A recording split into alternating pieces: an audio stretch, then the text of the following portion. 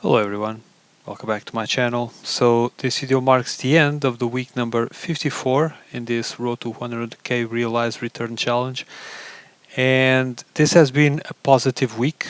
Markets went up. I haven't kept in touch with all the developments that took place over the week, but as far as we can see, looking over the graphs, for the weekend. This one, in particular, for example, the Nasdaq, which again touched another all-time high.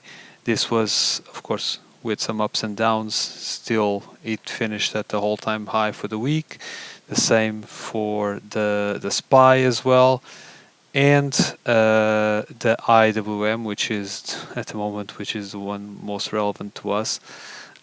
Didn't come back to where it was before the bad news last week took place or were announced, but still it recovered somewhat, and that gave us already some good perspectives when it comes to starting to get more premiums out of the options on the IWM for next week.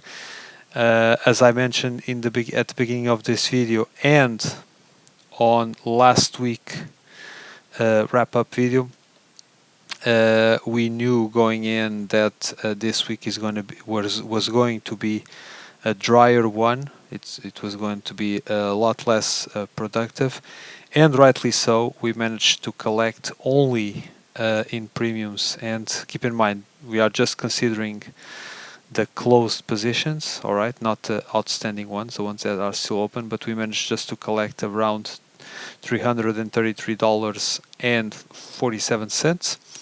However, given the situation and the way the options market was at the time, I just decided not to let the options expire worthless. The options we had, so the calls on the IWM and the single call on the XLF. And why is that? Because at the time on Friday, and looking here at the data, it appeared that for the next Monday, so this particular call here for this particular option chain, the calls for on the 224 strike price, what at a given point in time, at trading at 10-11 cents. The bid price was 10-11 cents, which was of course not enough. But once we jumped here to the option chain expiring on Tuesday, we could see that the prices, the bid price for the call that we are looking for was much higher. It was eightfold, even more than but roughly eightfold. And because of that, I thought, well, either something relevant is about to happen on this particular day to justify such a huge gap between the prices of Monday and Tuesday. I didn't bother to look any further, but as you can see here, the jump from the option chain on Tuesday to Wednesday is not nearly as significant, and so because of that, I decided, all right, it doesn't really matter what happens to the price of the shares, because if the stock bursts through the 224 strike price, we are good with that. We break even, we get our money back, and we get a strong premium also as well. And if the stock never reaches this value, the strike price, we keep the shares, we keep the premium, the options die, and that's it. And so I decided, all right, let's not look any further, and we just bought back the calls that we were selling for the entire week, which here they are. We bought those back at 1 cent. We paid 1.34 in fees, and these are reflected right here, right? But then we went ahead and we sold the calls at 224 with expiring on Tuesday, and we managed to collect a premium of 86 cents, which gives us a little bit more than $1,000 just for this trade. Now, we could potentially let these options expire worthless because yeah, they would expire on that particular day, and yeah, basically we would save these $12 plus the commission. That would be a way to go about this, but we know that the options will lose some time value over the weekend.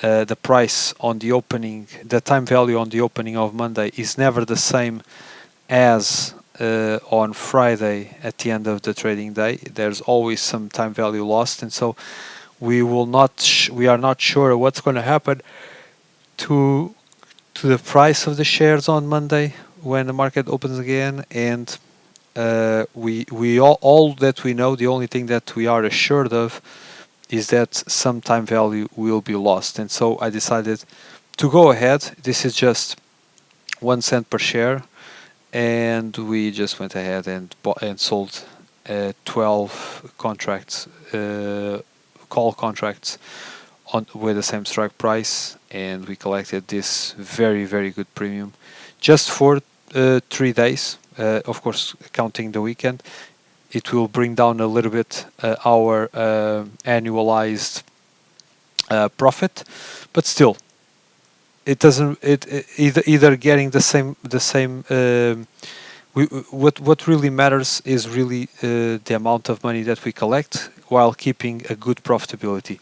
If we let these options expire relatively worthless, we would still have a worthless at the maturity, should I say. Let's just simulate here, and we still managed to get profitability, an annualized ROI of around 35%. So it's not bad. It's still very good. Even if we even if we bought those back at the last day, and we still, for example, pay, let's just say the same as the same commission as before, we would still get 34.44%. So this is still a good trade to do, and we collected a good premium. And so I think for me that it was a no-brainer to proceed like this. Now, another one was the fact that in terms of the XLF, these 100 shares, we did the same thing. We bought back the call contract that we sold.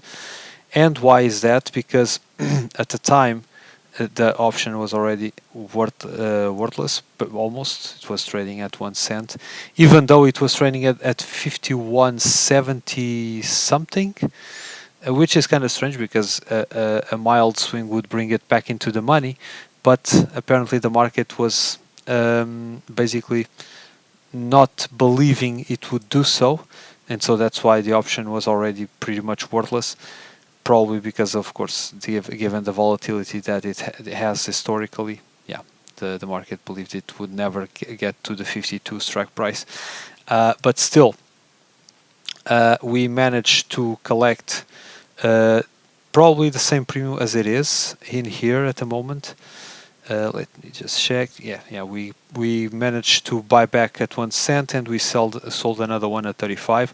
Now, if you recall, here we sold the same call on Monday at the beginning of the trade. This is the same call, but the one that expired this week.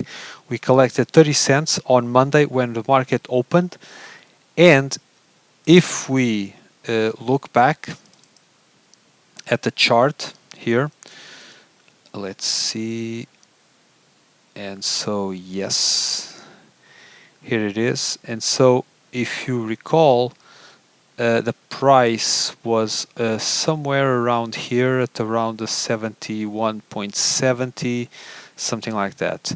And at the time, the time at which we sold our new call, the price was also around here, 51.70 something. And so my understanding was that, all right, these 5 cents more that we receive from here relative to here, probably it will be down to the time premium.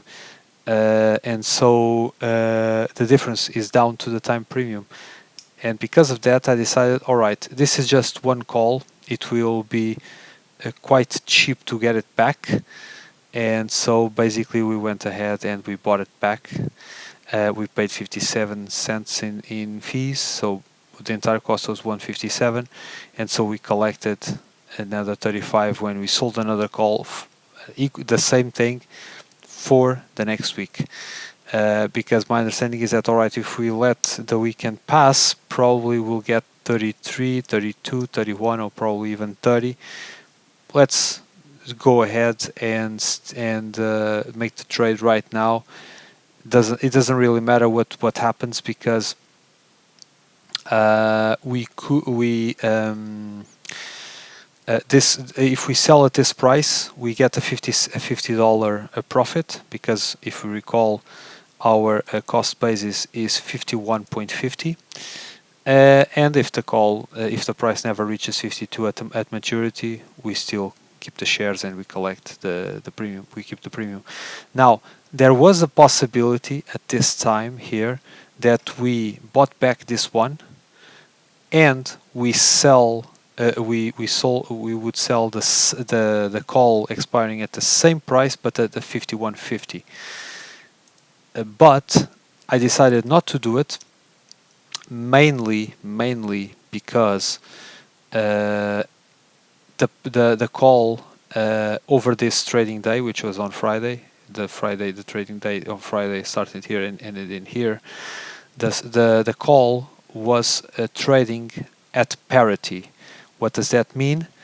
The call price was the call price for this one, the 51.50 here, was trading at parity, meaning it was trading at a price in which the sum of the 51.50 plus the price would equal the spot price. And so basically there were no time value that would make this option more expensive so that we could profit out of it. And so because of that, I decided, all right, this is just the same, because the option is trading at parity. This is just the same as we buy back the call and we just sell the shares at the spot price.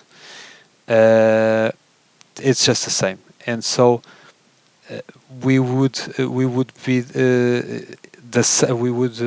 have the same outcome as either selling the call or selling the shares at the spot price.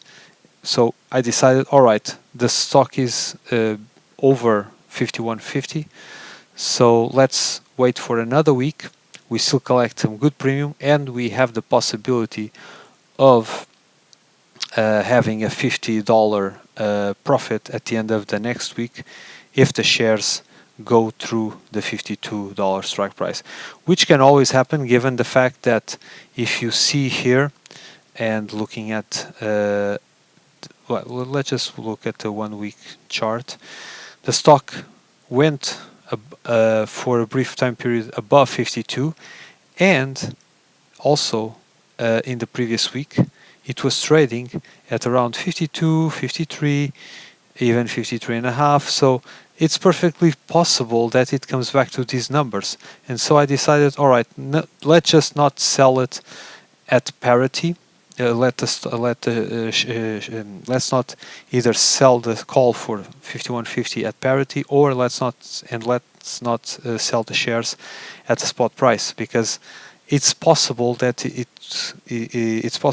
price will recover towards the 52, and we collect the premium. We get a $50 $50 profit on the shares, and yeah, it's the best outcome possible. And so that's how we proceeded.